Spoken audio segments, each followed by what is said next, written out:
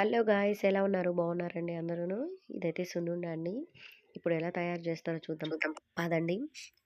మీరైతే ముందుగా మినపప్పు తీసుకోవాలి. ఒక గ్లాస్ మినపప్పు బాండల్లో వేయించుకుంటున్నాను. బాగా బ్రౌన్గా వచ్చేదాకా వేయించాలండి. నేనైతే ఒక గ్లాస్ మినపప్పు తీసుకున్నాను. బాగా వేయించాలి, అంటే సిమ్లోనే వేయించాలి, పెద్ద మంట పెట్టకూడదు.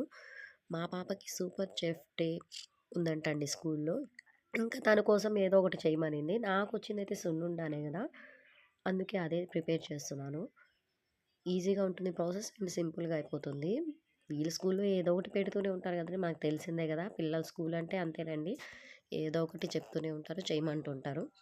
ఇదిగో చూడండి, మినపప్పు కొద్దిగా బ్రౌన్గా అయింది కదా, ఇంకా బ్రౌన్గా అవ్వాలండి. బాగా బ్రౌన్గా వచ్చేదాకా సిమ్లోనే, తక్కువ మంటలోనే వేయించుకోవాలి.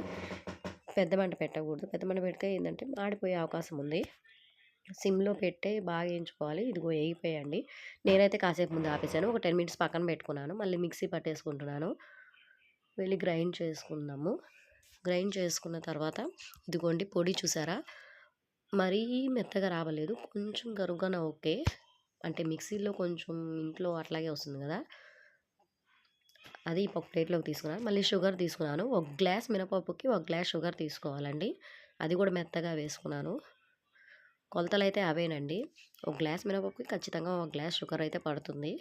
రెండు మిక్స్ చేసేసుకుంటున్నాను.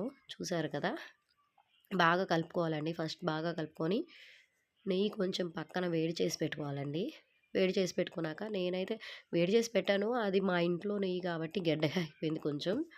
మీరైతే కొంచెం వేడి చేసి కొంచెం నీళ్ళుగా ఉంటే కలుపుకోవడానికి బాగుంటుంది. కొంచెం గోరువెచ్చగా ఉండాలండి నెయ్యి.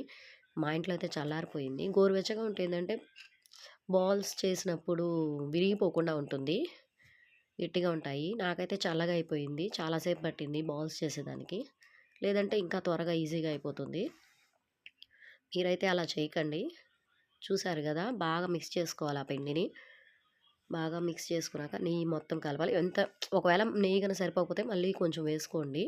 అలా చూసారు కదా, బాల్స్ చేసుకొని, సింపుల్ సింపుల్ ప్రాసెస్గానే ఉంటుంది సున్నుండ. కాకపోతే మినపప్పు ఎంత వేయాలి, చక్కెర ఎంత వేయాలి అన్నీ తెలుసుకుంటే సరిపోతుంది. చూసారు కదా బాల్స్ ఎంత నీట్గా వచ్చాయో. కొంచెం నాకు కూడా టైం పట్టింది. నెయ్యి కనుక గోరువెచ్చగా ఉంటే బాల్స్ ఇంకా ఈజీగా తొందరగా చేసేసుకోవచ్చు. చూసారు కదా, బాగా నీట్గా బాల్స్ అయితే వచ్చేసాయండి. స్కూల్లో ఏదో ఒకటి ఇలా చెప్తూనే ఉంటారండి, పిల్లలు చెప్తూనే ఉంటారు, మనం చేస్తూనే ఉంటాం కదా. రేపు మార్నింగ్ అయితే మా పాప తీసుకెళ్ళాలి. సున్నుండలు అయితే రెడీ అయిపోయాయి. వీడియో నచ్చితే లైక్ చేయండి, షేర్ చేయండి, సబ్స్క్రైబ్ చేసుకోండి. బాయ్.